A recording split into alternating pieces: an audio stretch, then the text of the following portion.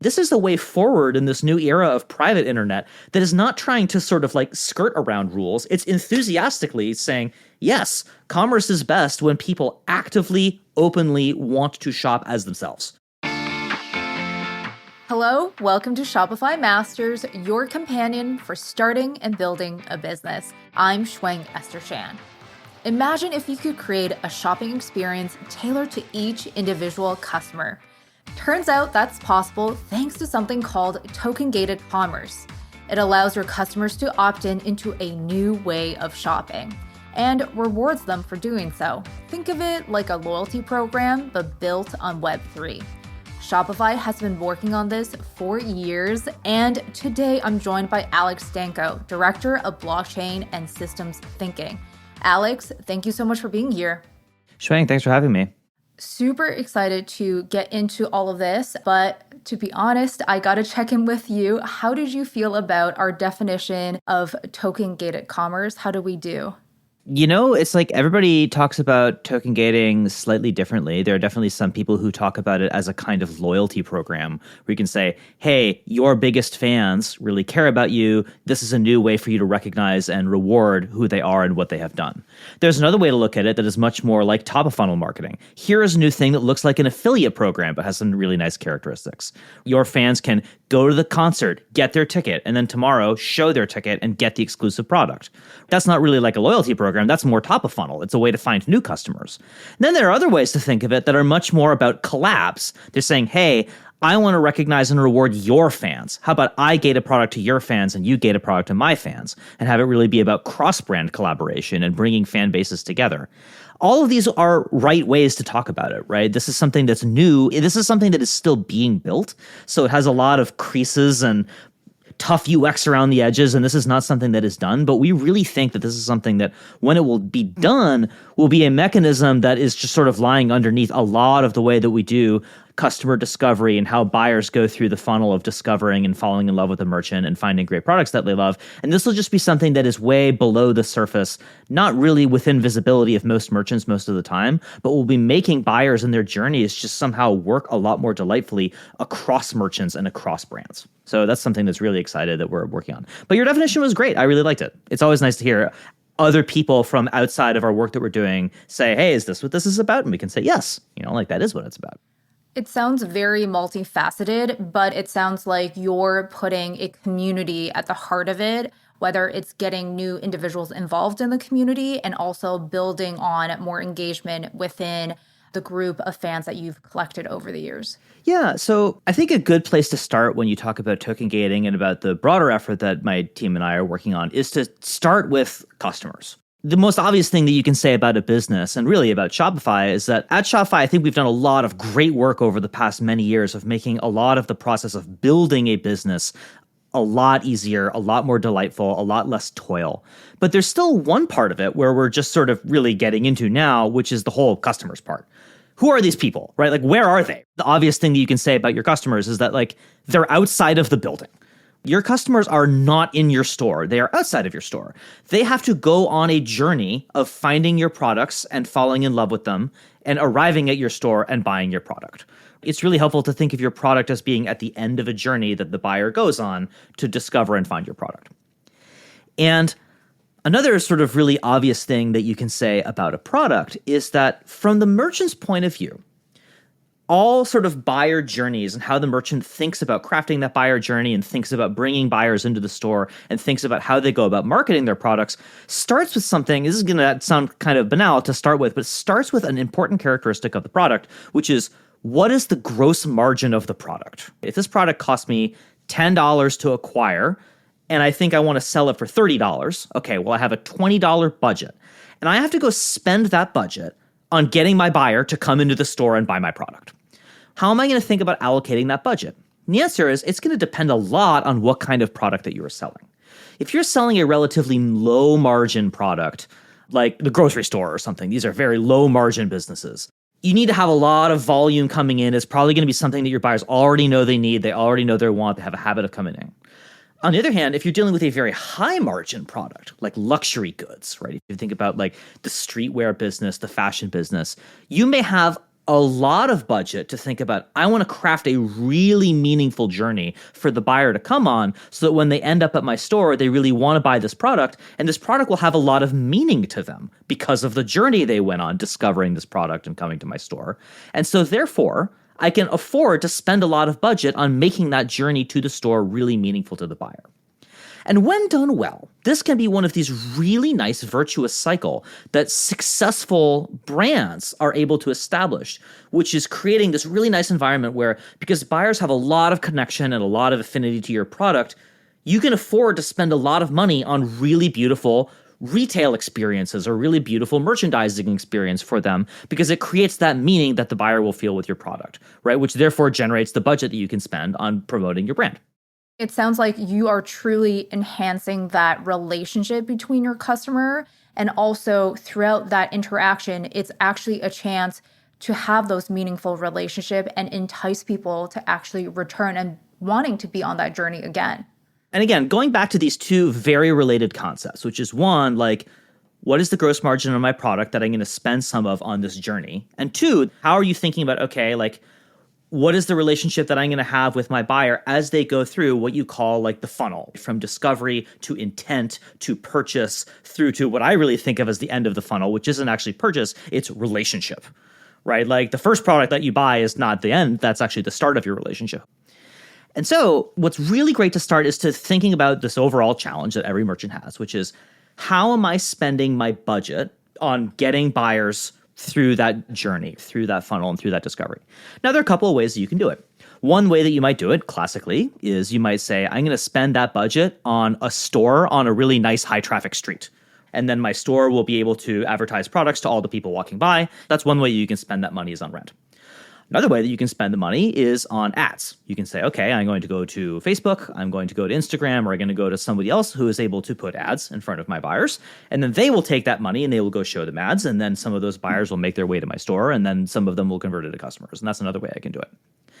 A third way that I might want to spend that budget, and this is one that's really interesting, is on the affiliate relationship. I might say, hey, you have a bunch of fans. Why don't you go tell your fans about this product, and then you give them a code, or you can give them a URL, and then that URL or their code takes them to my store where they get a discount for coming in and referencing you. And then I give you maybe a 10% or a 20% referral fee for that customer every time they shop. And that's a way for me to allocate my budget. These are all ways for the merchant to say, okay, like, how do I go think about allocating this budget towards making sure that buyers come to my store? And overall, what you want is you want a strategy where the way in which you are distributing this budget is going to be consistent with your brand story. There are some D2C brands that are very consistent with, I'm going to bombard you with very well-crafted Facebook ads until you buy the product. There are other that are much more community-style products where it's like, you don't really want to be served ads about something. It's really a product that spreads through word of mouth. So again, if you think about some certain like streetwear brands, it's like they work much better through word of mouth. So you might want to pursue that kind of strategy. I like the way that you've explained it, because I think a lot of founders, when they think about their business, they think about ads, they think about affiliate marketing, but they probably don't link affiliate programs with token gating or with Web3. They find those terms actually a little bit intimidating, but you've made it sound much more approachable. So for those founders who do get intimidated, what do you say to them? Sure. Well, before we even get into any Web3 stuff, because again, we'll get into that in a second, but the overall stage that all merchants need to set for their business when they start out and as they improve is, how am I continuously getting better at knowing who are my fans, who are my existing buyers, like who is in my email list, who is in my loyalty program, and then, more importantly, who are all of the buyers that are adjacent to those buyers, right? Who are the buyers that are like those buyers, right? How can I reach incremental segments of buyers? And how will I know who they are? How will I know what kind of characteristics they are in so that I can recognize them and effectively create brand touch points with them, or effectively get ads in front of them, or otherwise know who they are when they come to the store? Especially like online, buyers walking around the internet are these relatively anonymous people, right? And ideally, we believe like shopping is actually better when you're not anonymous. Shopping is better when you're you, right? When you can show up as you and when merchants can recognize you as you. because not only can they maybe present you with better offers or a more personalized storefront experience, it also gives the ability for you to actually have something accumulate as your relationship goes on, right? It's really nice when a shared history between you and your buyer can develop as you see each other, as they browse on your store, as you buy products and you develop a relationship. Now, over the history of the internet, there have been a few different ways that people associate buyers on the internet with attributes they have. And I'll give you a couple examples. So the oldest example, right, the old school way that you would do this is with something called a browser cookie. As a buyer, I'm on my web browser. I'm on Internet Explorer back in the day, or on Google Chrome now, or Safari or something like that. And as I go around shopping, what's something that used to happen is you'd say like, okay, I'm going to add a browser cookie to this user's web browser. And then as they go around to other websites, those other websites might be able to recognize that cookie and say, oh, it's this person, I'm going to do something. And, people tend to be of two minds about this. Some people sort of come at this through the lens of privacy and this is bad, right? And like in general, their information should be private and not easily shareable. There are other people who come at through this at the lens of generally it's really nice when people can trade information about each other because that's how you personalize.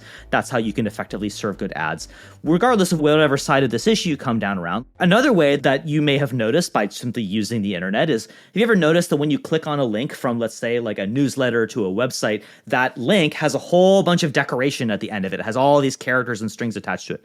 That's a way for the newsletter to tell the website that you're going to, hey, this is a person that clicked through from my newsletter under these circumstances.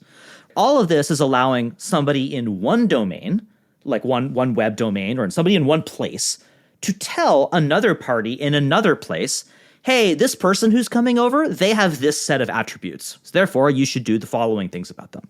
It's just a way for people over in one room to tell somebody in the other room, hey, this buyer has these characteristics. And then maybe the buyer goes and makes a purchase on the second domain, and that second person wants to be able to shout back to the first person, hey, they made the purchase. All of e-commerce and this whole ecosystem of like, how do I make ads and how do ads successfully know if a purchase happens so that you can do payouts appropriately and so the ad platform get better, depends on this ability to sort of say back and forth to each other, hey, like here's what's going on. Think of it as a buyer walking from one room of a house to another room of a house, right? It's important if the people in the rooms can kind of talk to each other about what's going on with the buyer. For sure, yeah. As someone in content marketing, I've filled out so many UTM tracking and links, telling a site where a reader has come from. So totally understand that. And it sounds like this is kind of like the perfect timing to be talking about this. A lot of merchants have had so much struggle with iOS 14 updates that has taken away a lot of the customer data to actually allow them to have understanding and advertising tailored to their customers. So what are the projects you're working on and how is Shopify helping with that? Yes. So this is really the big question of e-commerce right now. And which is not just iOS 14. I think iOS 14 and Apple specifically are held up as sort of the reference example of people who are changing how the internet works. Really, it's a lot of things. But overall, the general inevitable change that is happening to the way that the internet works is that it is becoming more private. And the internet is rapidly moving into this world where your actions that you take and your person as a buyer going around the internet are becoming fairly private by default.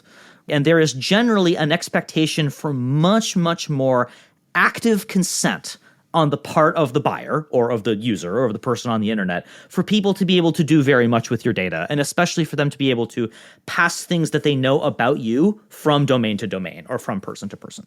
Now, why does this matter for e-commerce? It's this matters for e-commerce a lot because many, many shopping journeys start in one room of the house and then go to another room of the house. So this whole challenge of how do we move the e-commerce industry into a world where this starts working for merchants again is one of the big problems that Shopify is working on right now, including me and my team. And here's where the story actually takes a really, really interesting turn and where all the NFT stuff and the crypto stuff enters the picture.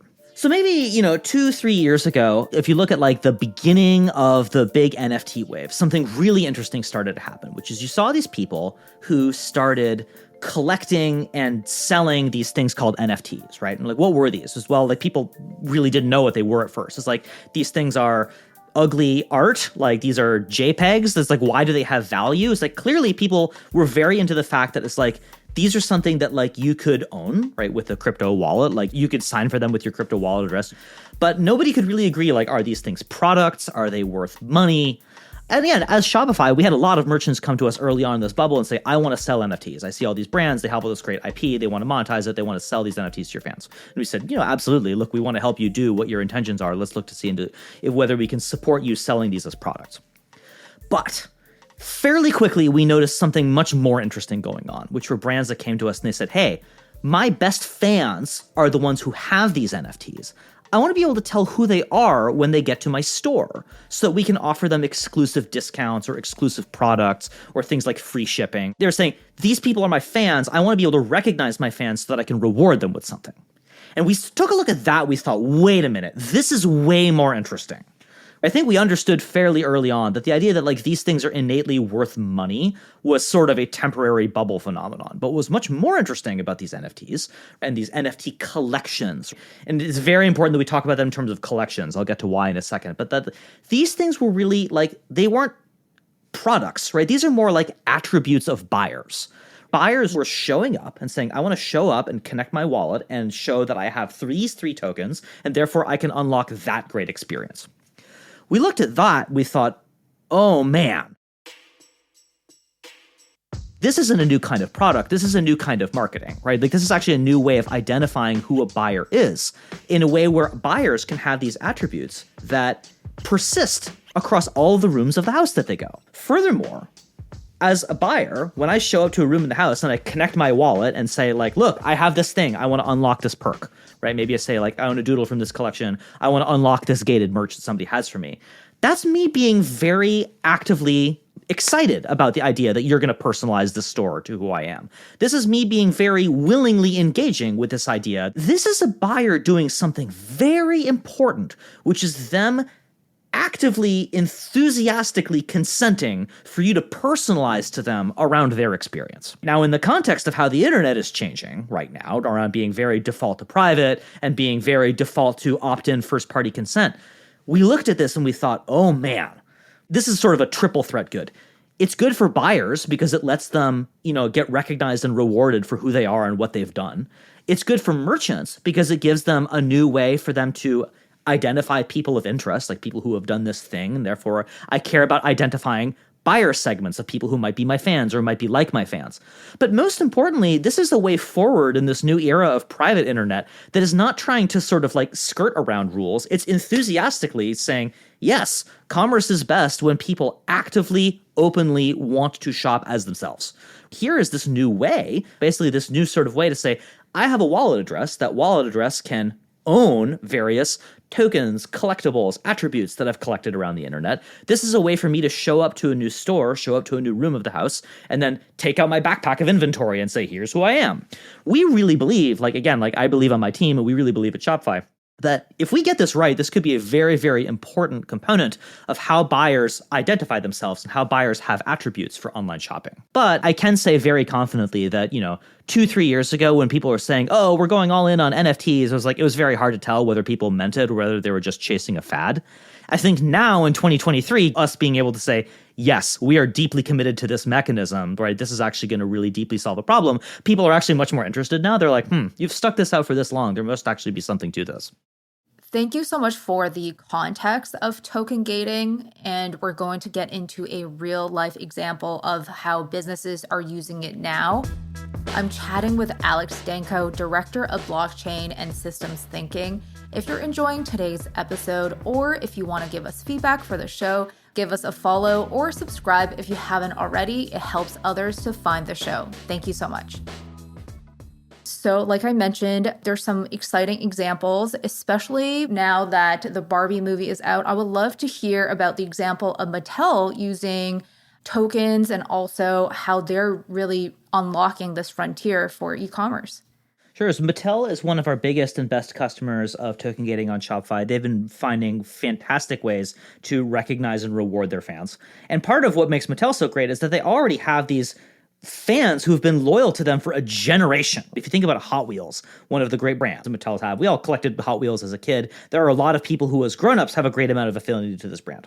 So what has Mattel done? So first, Mattel has launched a series of NFTs that are just straight up collectibles, right? You can pay money for them and then you get a digital collectible that is yours and that you own. It's like trading cards, it's like baseball cards. It's like fans love collectibles, whatever shape or form they may take. That step one was fairly easy. But then step two is Mattel said, okay, if you own one of these collectibles, you can now show up to the store and you could redeem a limited edition physical product that represents the Hot Wheels car that you have the collectible of. So only if you have the collectible, you can show up to the store, you can unlock the physical collectible, which they will mail to your house for free. Right, buyers love this, right? Mattel is now doing these drops on a regular cadence with across different segments of Hot Wheels cars and different Hot Wheels series to different segments of buyers. They really understand this go-to-market muscle around the just idea of fans get the token and then the token unlocks the physical version of the product. So that's a great example of, I think, token gating in single player, where there's one brand, you have one fan, and it's just that fan and that brand building their relationship together. In contrast to some of the other ways we've seen token gating, which is across fan bases and across customer bases and across product lines. But it's good to start with the basics, and Mattel's a really good example of how to do the basics right. Sounds super fascinating, and it sounds like they are leveraging omni-channel experience, really blending that online in-person experience as well. So I know that in the perfect ideal state in the future, token gating will be available for all merchants and it will be really seamless at their admin. But before we get there, what are some business profiles and what types of businesses are really suitable for token gating currently? I'd say typically there are two kinds of brands that we've seen try this out successfully. The first kind of brands are brands that have a very explicit connection to the Web3 community and subculture. There is a group of people that just already wants to do this, and if you want to reach out to those fans, or if they already are your fans, then you can do a token gated loyalty program already. That works fine. The other segment of brands that we've seen try this out are sort of I'm just going to sort of paint with a brush stroke here, but it's luxury brands. It's a lot of the brands where they're like, hey, we kind of understand what's going on here around this idea of things that are scarce. These are brands that sort of like, when they saw these things selling for hundreds, thousands, tens of thousands of dollars, they sort of looked at this and they said, okay, well, I don't know if it makes sense for like this picture of a monkey to sell for $10,000 plus dollars or $100,000 plus dollars, but I can see clearly that there is a behavior around this thing that looks like affinity and that looks like community, and that looks like the kind of ingredients that you need in order to sustainably run a luxury goods program. So they went into it and said, okay, maybe we can try to recreate some of these dynamics. We've seen a lot of those sort of luxury brands have their own successful versions of saying, we're not necessarily selling to those people, but we're replicating those mechanics around this idea of like, how do you develop and cement a reputation with a high margin luxury good brand? So those are the other examples of people who have had some success with it so far. But again, we think that the real success for this will come when merchants are not seeking this out. So I think this is the question to ask, right? If I'm an early merchant, someone thinking about a business, maybe all I do is collect email addresses and I'm trying to think more about token gated commerce, wanting to get into it. What are some of the ways that they should incorporate this thinking? And what are some Shopify services that we can expect to come? Sure. So right now, there are a few ways that you can interact with this on Shopify or outside. First of all, there are a whole number of apps that are built on Shopify where you say like, hey, I have a Liquid storefront. I can just go install an app that can do both minting tokens out the door, right? Get tokens to my fans when they take this action or when they buy them, right? And then on the other side of the fence, there are apps that lets you gate your storefront to say, okay, if a buyer shows up and they have this token, I want to give them 10% off. If a buyer shows up and they have that token, I want to make this exclusive product available. And there are apps that are working on these kinds of experiences. They're getting better all the time. Like everybody in the rest of this industry, it's like initially these things were geared towards power users and they're slowly becoming friendlier for everybody else. But I would say like one place to start is by going to the App Store. You can find a whole bunch of apps that'll help you do this. More interestingly, though, is I think a lot of merchants are wanting to build these kinds of experiences themselves. Merchants are saying, hey, I'm actually building a very customized storefront. I might be building it on Hydrogen with Remix, right? I would like to actually make my own version of this. And so for those merchants, you can go to blockchain.shopify.dev and you can go to one of the tutorials that we've put out there on how to just build a token gated storefront yourself using the components that we have put out there. So we have a bunch of components and APIs, some of which are still in developer preview, others of which are ready to go, that let you actually build a full-fledged token gated storefront all by yourself. So people are doing that too. You can check those things out. We can provide resources to those at the end. However, like in general, I do want to sort of emphasize that we are in this really great sort of quiet period of doing work below the surface before I think this starts to show up quietly in a lot of how merchants are experiencing this. So I want to make sure that merchants know that like we're still in the middle of the way through this actually surfacing in some surprising places and how you think about who your fans are and how you recognize them in a way that complements, right? Rather than competes with all of the other work that's going on in today in Shopify, for example, in like Shopify email or all the marketing tools they have available. Right now, Shopify is putting forth this great suite of products that's getting better every month on how you can create segments out of your customers and how you can reach out to them with marketing campaigns and how you can reach out to them and reward them, right, with things like store credit and gift cards and other kinds of loyalty programs that are extended by apps everywhere. All of this behavior already exists today, right? What's interesting about token gating is we believe that this is going to quietly make a lot of these sort of cultural journeys that a buyer takes across brands and across domains and across places will make it work much more smoothly together in order to make those multi-room, multi-stage journeys to the storefront work a lot more magically together. And why this matters, again, to take this back to my original point, is that the more interesting the journey to your store and to your product, the more meaningful it is. And the more meaningful it is, the more money you can charge for your product, and your buyer will be happy to buy it. Right? Like the more meaning there is, it's like there's a lot more money in selling a story than in just selling a product for its usefulness. We think that's really a journey worth pursuing. Yeah. I know that you've been writing about Web3 and crypto for many, many years. How are you feeling about the sentiment and the changes around Web3 and blockchain? And why is this still so important for businesses who are coming up and also for the future of existing businesses? Currently, I feel great. When all of the sentiment is up and high and frantic and frenzied, that's very stressful. It's stressful because it's full of distractions. Frankly, there are a lot of bad actors in this space who are just trying to make quick dollars or sometimes worse things. Whereas it is so much more fun to get to be building in the sentiments where everybody has sort of dismissed this as being stupid, because you can actually focus on the work. You can focus on why this is delivering value to merchants and how this is solving a real problem for merchants and buyers. So frankly, like once this is done, buyers are not going to know that there's any Web3 in this. They're just going to know that they're having a great experience. Once that story slowly comes together and really starts to work, frankly, it doesn't matter anymore whether you're in an up year or a down year for crypto. It doesn't matter. There's no making money on whether the price of something is up or not. Like all of that's a distraction. It doesn't matter. What matters is that this is quietly becoming this very, very interesting way to represent the identity of people on the internet and what kind of standard attributes they have in a way that is very open, read and writable, is very composable, is very easy to sort of build on top of. It's like, that's what's interesting about this, not whether the prices are up or down. Who cares? And I think throughout our conversation, I'm also learning so much where I feel like we allude to that there's similarities to loyalty programs, but this is so much more than that. There's so much more dynamics and levers you can pull.